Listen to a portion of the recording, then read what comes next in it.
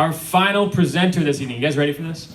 You guys ready for this? Our final presenter this evening, I know is going to bring a ton of energy to the stage. We're not going to be slow clapping him because he talks very quickly. But he's got an awesome message, and I'm really excited to bring him to the stage. He also practices comedy from time to time. I don't think he's going to be bringing any of his bits here today on stage, unfortunately. But if you want, you can maybe catch him at Crackers here downtown sometime. I love the comedy that he's doing on that front. But what he's doing, building a business right here in Indianapolis and now around the world, literally worldwide with this business, is really amazing. Please help me welcome to the stage the founder and CEO of Bottoms Up Beer, Josh Springer.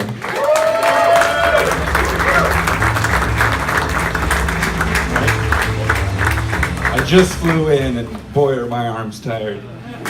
As Matt was nice enough to point out, my name is in fact Josh Springer, and I am the founder and CEO of Bottoms Up.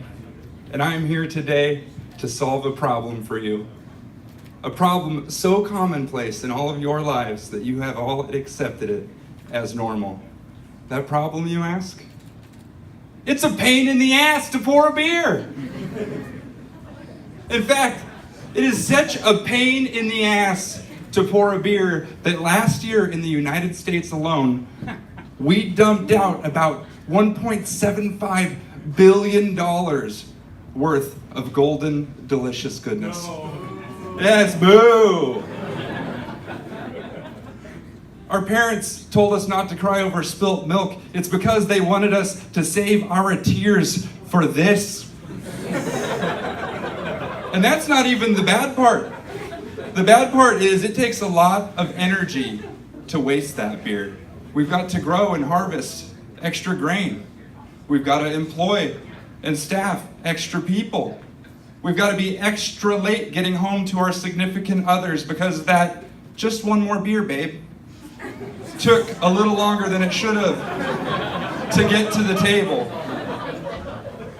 It's destroying the fabric of America, and we have accepted it as an everyday way of life.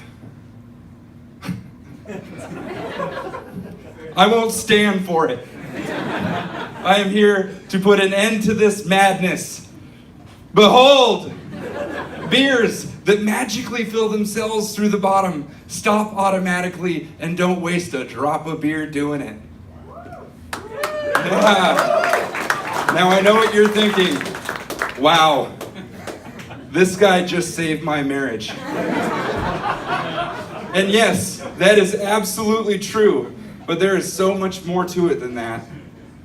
What would happen if the staff at a bar or restaurant was not stuck at the faucet, a slave to pouring beer? What if they could pour another beer? Make a drink, grab your food order, close the ticket, check Facebook. Oh, I tell you what could happen. That bar's sales would go through the roof. In fact, I know it to be true that it would go up. Their entire sales, food, drink, whatever they're selling, is going to go up a minimum of 30%. 30%. Now, I don't know what that means for the bar and restaurant market as a whole, but I know what that means to me. There are about 320,000 bars and restaurants in the United States alone. Last year, our recurring revenue per account was an average of $6,500. That means a marketplace that we invented and that we own all of the intellectual property on is worth billions of dollars. And this is just the United States, and this does not include the initial equipment sale. Now, who's behind this awesomeness that is just too good to be true? This group of geniuses. They come in early, they stay late. Yeah, there might be a few off notes in their daily jam sessions, but gosh darn it, do we crush it at state. And you can see there are a few smiling faces still left to be filled, and we're growing really fast every day. So if you would like the awesomest job in the world, applying couldn't be easier. All you gotta do is make a 1 to 2 minute video resume. You can send it to me personally, jspringer@bottomsupbeer.com. Tell us a little bit about yourself, why you wanna work for the company, possibly showcase your nunchuck skills. And if we like what we see, we'll bring you in for an in-person interview. You see, we work very hard to find people that have the same drive, determination, and beliefs that we do. And we have been successful in finding them all over the world. We've got partners in Africa. Yeah, they drink beer in Africa. We've got partners in the UK, Scandinavia, Australia, Italy, Latin America. I'm missing some. We shipped to 37 countries last year. And the most amazing part about all of this is that I come into the office every morning and our voicemail is full of people speaking languages that I do not understand, demanding our product. It turns out this problem that we've all just accepted is a global epidemic, people. Now, I have some frosting for this Titanic sinking cake of a category king. Behind me is a simulation for presentation purposes of live data coming in from all over the world, pouring in, pun intended. You see, our dispenser is not dependent on a person to need to know how to pour a beer to get good data. A beer that magically fills itself through the bottom and stops on its own is actually far less magic and far more flow meter that tracks every drop of golden deliciousness. And that means that we have the most robust draft beer analytics platform the world has ever known, and it just happens to come with our dispenser. Now, I'm about out of time. And I have just scratched the surface of this amazing iceberg. So I've been nice enough to prepare some suggested questions for you guys.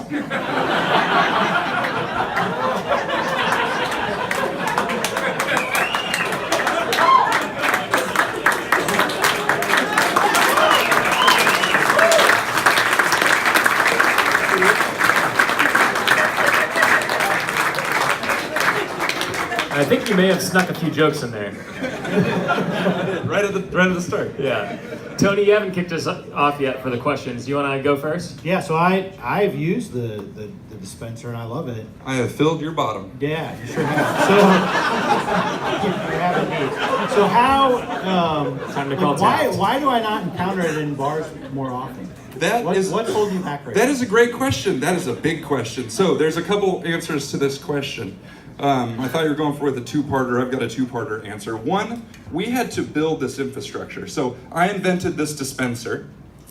I'm like, I'm going to be rich tomorrow. I'm going to have an island that's going to be awesome. You know, as we all think about our great ideas. And what I didn't realize is that I couldn't pick up the phone and say, hey, well, the company that makes the holes in the bottom of the cups, that company, can you make me like a container load of cups with holes in the bottom? You get looked at really weird when you ask that question.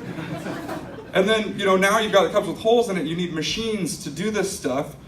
Nobody made anything, so there was no infrastructure. We had to build all of the infrastructure. And then the next part of it is like a place like this. I'm gonna have to use the hi-fi as an example. There is an industry mindset that is slowly changing, but this establishment gets free cups from Sunken. So they get free cups. My cups are very, very expensive compared to free, especially, and our equipment is expensive. But what's really cool is no matter how much anybody has spent on their equipment, it could have been $100,000. We have never taken longer. It has never taken longer than 6 months for them to recoup that investment. So in my mind, you kind of want it to be really expensive, right? Recouping $100,000 in 6 months is pretty awesome. So, Thank you. yeah. Eric? Well, that kind of stole my question, but I'll still give it a try. Sure. So, when you talk about those upfront costs in Cincinnati, and specifically on the west side of Cincinnati, there's a lot of church festivals. We have a lot of food festivals, Love a lot me of some that church sort of festivals. stuff. But there's a lot of money. That's how they make their money. Yeah. Is in beer sales. So I would think that, and maybe you guys have explored this. I just want to hear your answer to. Have you gone to that nonprofit side, to those kind of festival organizers that could be small, and maybe the answer is the upfront cost is too much? So that's an interesting one that you can only see the answer to from inside the system, right? So a festival type situation, that hasn't made sense for us to focus on it because it is a one-day event that is heavily supplied by the distributors. Correct. So they bring in the equipment and they supply it. Well, they've already got all this infrastructure of equipment, and they'd have to completely replace it with our equipment and then buy a more expensive cup. Also, we run into an issue with